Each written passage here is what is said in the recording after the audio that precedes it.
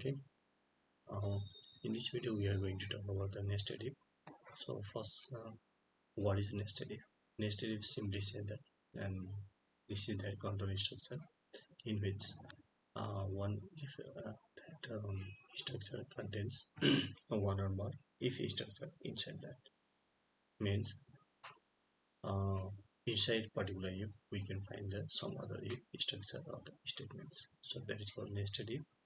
This is also a way to solve the problem. And to understand clearly, let's take an example or an example.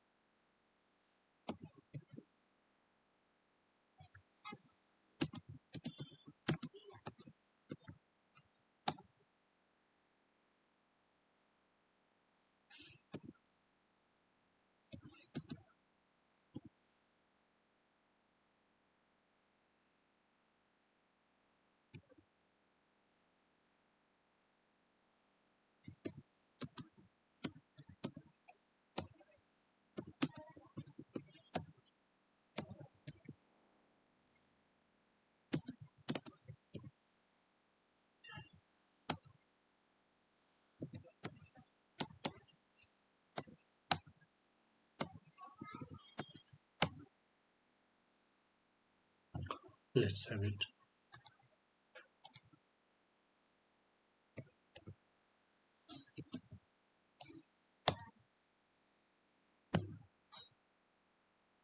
Going to run it.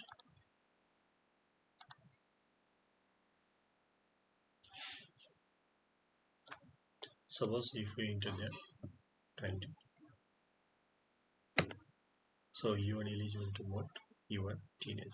Yes, and we can say like age is more than 18 means this message will get displayed there. You are eligible to vote.